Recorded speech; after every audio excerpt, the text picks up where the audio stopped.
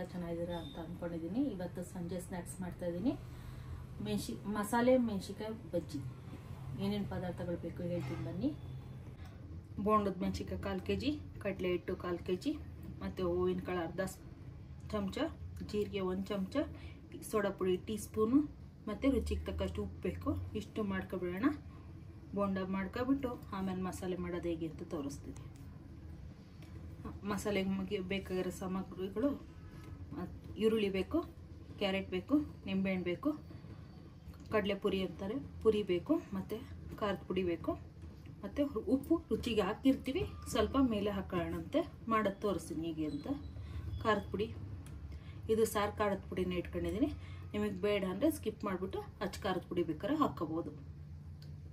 ಖಾರದ ಪುಡಿ ಡಿಸ್ಕ್ರಿಪ್ಷನ್ ಬಾಕ್ಸಲ್ಲಿ ಇರುತ್ತೆ, ನೋಡಿ. ಸೋಡಾ ಪುಡಿ, ಜೀರಿಗೆ, ಹೂವಿನ ಕಾಳು ಇಟ್ಕೊಂಡಿದ್ನಲ್ಲ ಅಷ್ಟನ್ನು ಹಾಕ್ತಾಯಿದ್ದೀನಿ. ಕಡಲೆ ಹಿಟ್ಟು ನಾನು ಪ್ಯಾಕೆಟ್ ತಗೊಂಡಿಲ್ಲ. ಕಡಲೆ ಹಿಟ್ಟು ನಾನು ಕಡಲೆಬೇಳೆನ ಬಿಡಿಸಿ ಪುಡಿ ಮಾಡಿರೋದು ಕಡಲೆ ಹಿಟ್ಟು. ಇದು ನಾನು ಹಿಂಗೆ ಮಾಡೋದು. ನಾನು ಫಸ್ಟೇ ನಿಮಗೆ ಗೊಡ್ಗಾರ ಮಾಡಿದಾಗಲೆಲ್ಲ ಹೇಳಿದ್ದೀನಿ. ನಮ್ಮದು ಸ್ನ್ಯಾಕ್ಸ್ ಅಂಗಡಿ ಇತ್ತು, ಹಾಗಾಗಿ ನಾನು ಸ್ನ್ಯಾಕ್ಸ್ ಎಲ್ಲ ತುಂಬ ಮಾಡ್ತಾಯಿದ್ವಿ ಅಂತ ರುಚಿಗೆ ತಕ್ಕಷ್ಟು ಉಪ್ಪು ಹಾಕ್ಕೊಳ್ತಾ ಇದ್ದೀನಿ. ಹಾಗಾಗಿ ಅಪ್ಪಾಜಿ ನಮಗೆ ಹೆಂಗೆ ತೋರಿಸಿದಾರೋ, ನಮ್ಮ ಅಪ್ಪಾಜಿಯವರು ಹೆಂಗೆ ತೋರಿಸಿದಾರೋ ಹಾಗೆ ಮಾಡೋದು ನಾವು. ನೋಡಿ, ಎಲ್ಲ ಹಾಕಿ ಕಲಿಸ್ತಾ ಇದ್ದೀನಿ.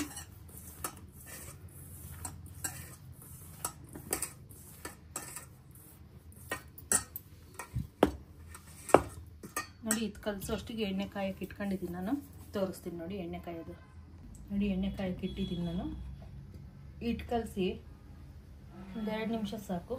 ಅಷ್ಟೊಂದು ಎಣ್ಣೆನೂ ಕಾದಿರುತ್ತೆ. ಎಣ್ಣೆ ಕಾದಿದ್ದೆ ಸ್ವಲ್ಪ ಎಣ್ಣೆನ ಹಿಟ್ಟು ಕಲಸಿರ್ತೀವಲ್ಲ ಅದಕ್ಕೆ ಹಾಕೋಣಂತೆ. ಹಿಟ್ಟಿಗೆ ಎಣ್ಣೆ ಹಾಕಬೇಕು ಅಂತ ಹೇಳಿದ್ನಲ್ಲ, ಈ ಬೋಂಡ ಗರ್ಗರಿಯಾಗಿ ಬರುತ್ತೆ ಅಂತ, ಗರ್ಗರಿಯಾಗಿ ಬರಲಿ ಅಂತ ಈ ಎಣ್ಣೆ ಹಿಟ್ಟಿಗೆ ಎಣ್ಣೆ ಹಾಕ್ಕೊಂತೀವಿ. ಗರ್ಗರಿಯಾಗಿ ಬರುತ್ತೆ, ತುಂಬ ಚೆನ್ನಾಗಿ ಬರುತ್ತೆ ಬೋಂಡ. ತುಂಬ ತೆಳ್ಳಗೆ ಮಾಡ್ಕೋಬೇಡಿ, ತುಂಬ ಗಟ್ಟಿನೂ ಬೇಡ, ಮೀಡಿಯಮ್ ಕಲಿಸ್ಕೊಳ್ಳಿ.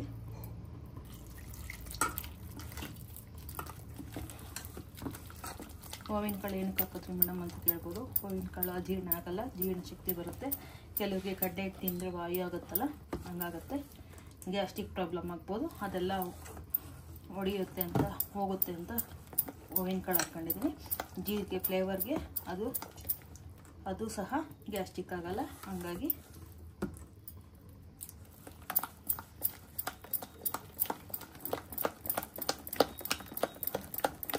ಚೆನ್ನಾಗಿ ಬೀಟ್ ಮಾಡ್ಕೋಬೇಕು. ಬೀಟ್ ಮಾಡ್ಕೊಂಡು ಬೋಂಡ ಚೆನ್ನಾಗಿ ಬರ್ತದೆ, ಗಂಟು ಇರಬಾರ್ದು.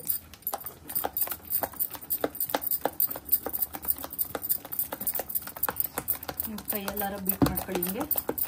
ಇಲ್ಲ ಬೀಟಿಂಗ್ ಮಿಷಿನ್ ಬರುತ್ತಲ್ಲ, ಬೀಟರಲ್ಲಿ ಆರಾಮ ಮಾಡ್ಕೊಳ್ಳಿ. ನೋಡಿ, ಆಗಿದೆ ಈಗ. ನೋಡಿ, ಈ ಥರ ಬಬಲ್ಸ್ ಬರಬೇಕು, ಆ ಥರ ನೋಡಿ.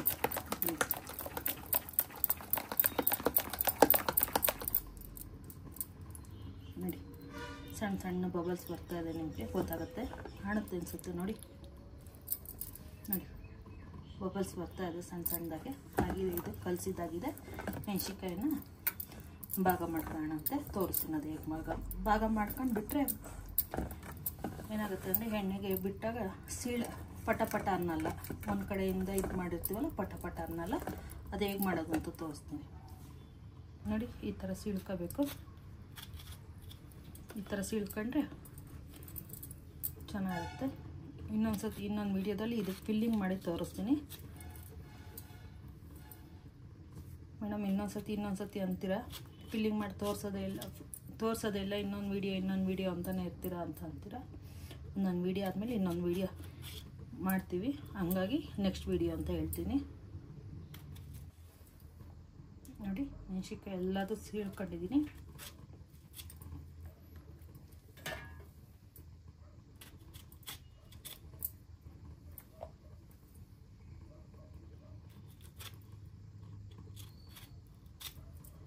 ಸೀಳ್ಕೊಂಡಾಗಿದೆ. ಇವಾಗ ಎಣ್ಣೆ ಕಾದಿದೆಯಾ ನೋಡೋಣ. ನೋಡಿ, ಎಣ್ಣೆ ಕಾದಿದೆಯಲ್ಲ, 2 ಸ್ಪೂನ್ ಅಷ್ಟು ಎಣ್ಣೆ ಹಾಕ್ತಾಯಿದ್ದೀನಿ. ನೋಡಿ,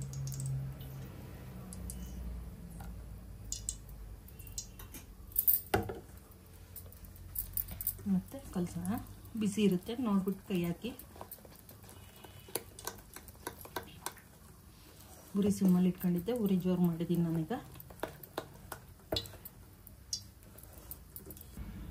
ನೋಡಿ ಎಣ್ಣೆ ಕಾದಿದೆಯಲ್ಲ ಅಂತ ನೋಡ್ಕೊತಾ ಇದ್ದೀನಿ. ಇನ್ನೊಂಚೂರು ಕಾಯಬೇಕು.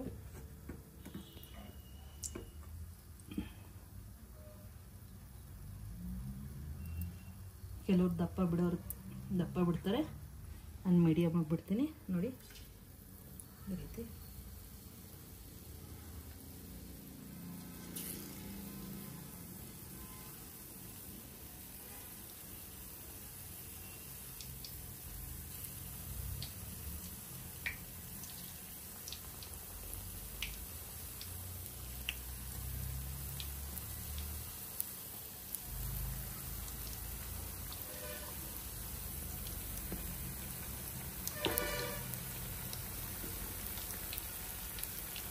ಹಾಕಿದ ತಕ್ಷಣ ಕೈ ಇಡಕ್ಕೆ ಹೋಗ್ಬಿಡಿ. ಒಂಚೂರು ಗೋಲ್ಬೇಕು, ಗೋಲಿದ್ಮೇಲೆ ಕೈ ಇಡಂಗಾಗುತ್ತೆ.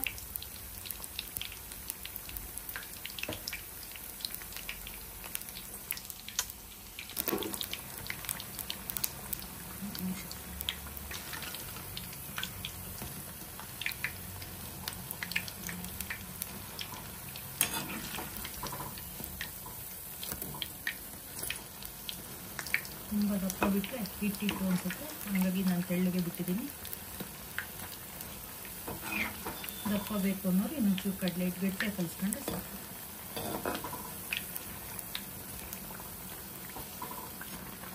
ನೋಡಿ ನೋಡಿ ಮೆಣಸಿನ್ಕಾಯಿ ಕಾಳಿಗೆ ಬೋಂಡ ಬಿಟ್ಕೋಬೇಕು.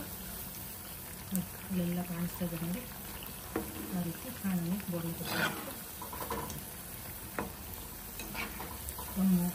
ಘಮ ಅಂತದೆ ಸ್ಮೆಲ್ಲು, ತುಂಬ ಚೆನ್ನಾಗಿ ಬರ್ತಾ ಇದೆ.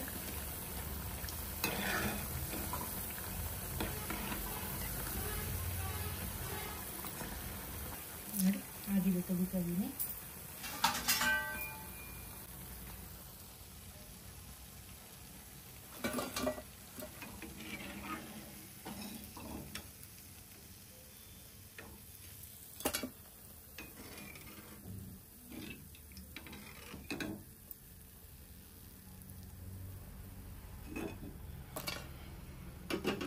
ನೋಡಿ ಮೆಣಸಿನ್ಕಾಯಿ ಬಜ್ಜಿ ಆಗಿದೆ.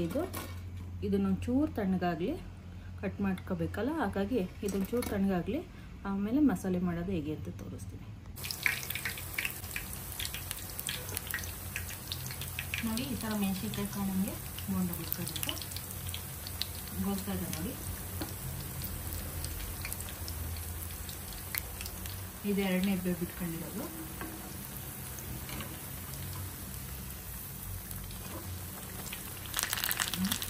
ನೀಟಾಗಿ ಬಂದಿದೆ. ಮೆಣಸಿನ್ಕಾಯಿ ಕಾಣಿಸಿದ್ರೆ ಅವಾಗ ಗೋಲಿದ್ರೆ ಖಾರ ಬರಲ್ಲ, ತುಂಬ ಚೆನ್ನಾಗಿರ್ತದೆ.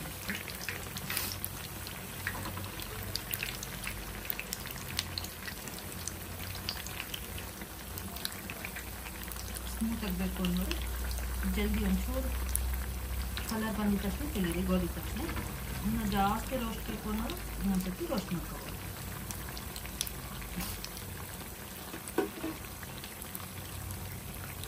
ನೋಡಿ ಆಗಿದೆ, ತೆಗಿತಾ ಇದ್ದೀನಿ. ನೋಡಿ ಎಷ್ಟು ಗೋಲ್ಡ್ ಕಲರ್ ಬಂದಿದೆ, ಚೆನ್ನಾಗಿ ಬಂದಿದೆ ಕಲರು, ರೋಸ್ಟಾಗಿ ಬಂದಿದೆ.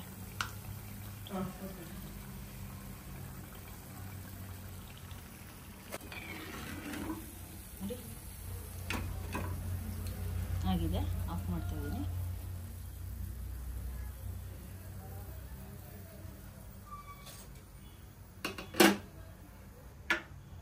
ಆಫ್ ಮಾಡ್ತಾಯಿದ್ದೀನಿ. ನೋಡಿ ಮೆಣಸಿನ್ಕಾಯಿ ಬೋಂಡ ಆಗಿದೆಯಲ್ಲ, ಇವಾಗ ಕಟ್ ಮಾಡಿಬಿಟ್ಟು ನೋಡಿ ರೋಸ್ಟೆಡ್ ಆಗಿರೋದು ಹೆಂಗೆ ಬರ್ತಾ ಇದೆ. ಕಾರ್ಟೂನ್ ಸೌಂಡು ಗರಿ ಗರಿ ಅಂತ ಬರ್ತಾ ಇದೆ.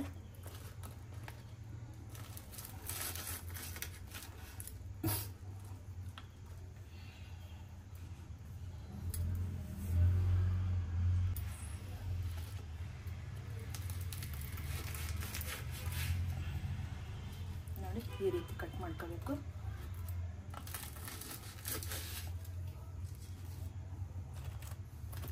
ಸಂಜೆ ಸ್ನ್ಯಾಕ್ಸಿಗೆ ತುಂಬ ಚೆನ್ನಾಗಿರುತ್ತೆ. ಹೊರಗಡೆ ಹೋಗಿ ಎಲ್ಲರೂ ಹೋಗಿ ತಿನ್ನೋಕ್ಕಾಗಲ್ವಲ್ಲ, ಹಾಗಾಗಿ ಮನೆಯಲ್ಲೇ ಮಾಡಿದ್ರೆ, ಹೊರಗಡೆ ಹೋಗಿ ಎಲ್ಲರೂ ತಿನ್ನೋಕ್ಕಾಗಲ್ವಲ್ಲ, ಮನೆಯಲ್ಲೇ ಮಾಡಿದ್ರೆ ಎಲ್ಲರೂ ತೃಪ್ತಿಯಾಗಿ ತಿನ್ಬೋದು. ಮನೆಯಲ್ಲೇ ಮಾಡಿಕೊಟ್ವಿ ಅನ್ನೋ ತೃಪ್ತಿನೂ ಇರುತ್ತೆ. ನೋಡಿ, ನಾನು ಚಾಪಿಂಗ್ ಬೋರ್ಡ್ ಮೇಲೆ ಡೆಕೋರೇಷನ್ ಮಾಡ್ತಾಯಿದ್ದೀನಿ ಈಗ. ಅಂದರೆ ಇದಕ್ಕೆ ಚಾಪಿಂಗ್ ಬೋರ್ಡ್ ಮೇಲೆ ಮಸಾಲೆ ಮಾಡ್ತಾಯಿದ್ದೀನಿ.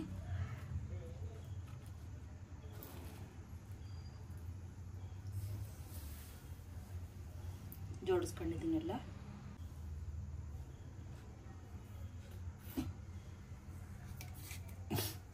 ಕೈಯಲ್ಲಿ ಉಪ್ಪು ಹಾಕ್ತಾಯಿದ್ದೀನಿ ನಾನೀಗ.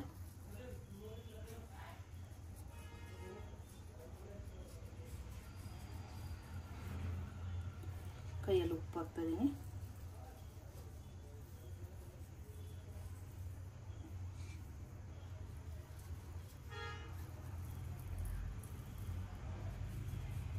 ಸ್ಪೂನೆಲ್ಲ ಹಾಕಿದ್ರೆ ಅಳತೆ ಸಿಗಲ್ಲ ಅಂತೇಳಿ ಕೈಯಲ್ಲಿ ಹಿಂಗೆ ಮಾಡ್ತಾಯಿದ್ದೀನಿ.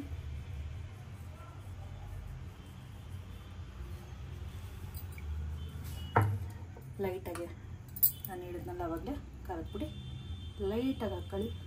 ಮೆಣಸಿನ್ಕಾಯಿ ಖಾರ ಇದ್ದರೆ ಲೈಟಾಗಿ ಹಾಕ್ಕೊಳ್ಳಿ. ಖಾರ ಇಲ್ಲ ಅಂದರೆ ಒಂಚೂರು ಜಾಸ್ತಿ ಹಾಕ್ಕೊಂಡು ಟೇಸ್ಟ್ ಸಿಗುತ್ತೆ ನಿಮಗೆ.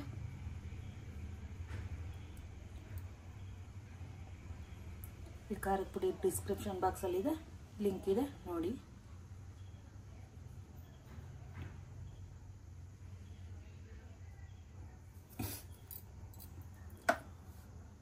ನೋಡಿ, ನಿಂಬೆಹಣ್ಣು ಇದೆಯಲ್ಲ, ನಿಂಬೆಹಣ್ಣು ಇಡ್ತಾ ಇದ್ದೀನಿ ಈಗ. ನಿಂಬೆಹಣ್ಣು ಎಷ್ಟು ಹಾಕಿದ್ರೂ ಟೇಸ್ಟ್ ಬರುತ್ತೆ.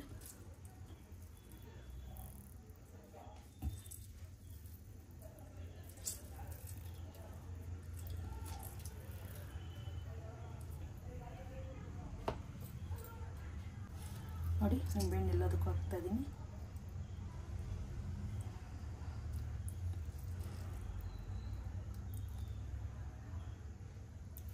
ನಿಂಬೆಹಣ್ಣು ಎಷ್ಟು ಬಿದ್ದರೆ ಅಷ್ಟು ಚೆನ್ನಾಗಿರುತ್ತೆ ಟೇಸ್ಟು. ನೋಡಿ, ಈರುಳ್ಳಿ ಕ್ಯಾರೆಟ್ ಹೆಚ್ಚಿಟ್ಕೊಂಡಿದ್ನಲ್ಲ, ಎರಡು ಮಿಕ್ಸ್ ಮಾಡಿಬಿಟ್ಟು ಹಾಕ್ತಾಯಿದ್ದೀನಿ ಈಗ.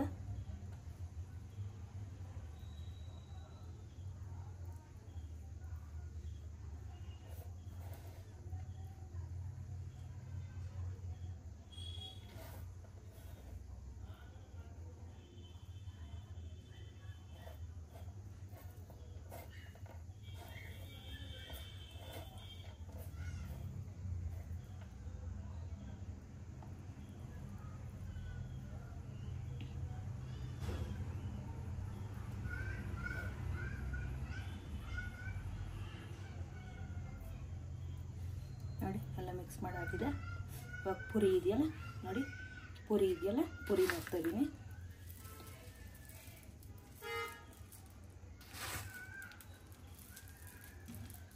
ಜಾಸ್ತಿ ಏನು ಬೇಡ, ಸ್ವಲ್ಪ ಸ್ವಲ್ಪ ಹಾಕ್ಕೊಂಡು ಚೆನ್ನಾಗಿರುತ್ತೆ.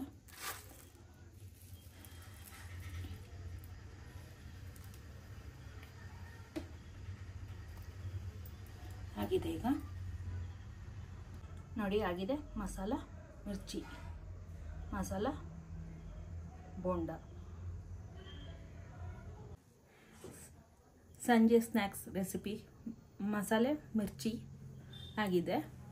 ತಿಂದು ಹೇಗಿದೆ ಅಂತ ಕಮೆಂಟ್ ಮಾಡಿ, ಲೈಕ್ ಮಾಡಿ, ಶೇರ್ ಮಾಡಿ, ಸಬ್ಸ್ಕ್ರೈಬ್ ಮಾಡಿ, ಬೆಲ್ಲೈಕನನ್ನು ಒತ್ತಿ ನೋಟಿಫಿಕೇಷನ್ ಬರುತ್ತೆ. ಹೇಗೆ ಬಂದಿದೆ ಅಂತ ಟೇಸ್ಟ್ ಮಾಡಿ ಹೇಳ್ತಾಯಿದ್ದೀನಿ ನೋಡಿ. ಹೇಗೆ ಬಂದಿದೆ ಅಂತ ಟೇಸ್ಟ್ ಮಾಡಿ ಹೇಳ್ತಾಯಿದ್ದೀನಿ ನೋಡಿ.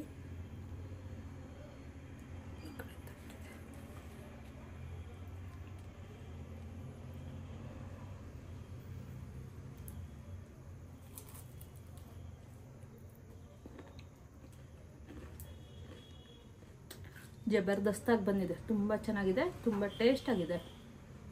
ನನ್ನ ಮಗನೂ ಟೇಸ್ಟ್ ಮಾಡಿ ನೋಡ್ತಾನೆ, ಹೇಗಿದೆ ಅಂತ ಹೇಳ್ತಾನೆ.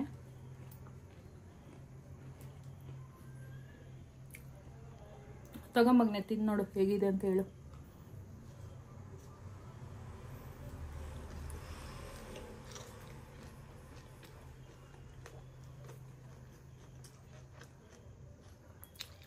ಕ್ರಿಸ್ಪಿಯಾಗಿ ಸೂಪರಾಗಿ ಬಂದಿದೆ. ತಿಂತಾ ಇದ್ರೆ ಇನ್ನೊಂದು ಬೈಟ್ ಅಂತ ತಿಂತಾ ಇರಬೇಕು. ಆ ರೀತಿ ಇದೆ. ಆ ರೀತಿ ಇದೆ. ತಿಂತಾ ಇದ್ರೆ ಇನ್ನೂ ಒಂದು 2-3 ಪ್ಲೇಟ್ ತಿನ್ನಬೇಕು ಅನಿಸುತ್ತೆ. ಹಂಗಿದೆ ಮಾಡ್ಕೊಂಡು ತಿಂದು ಹೇಗಿದೆ ಅಂತ ಕಮೆಂಟ್ ಮಾಡಿ.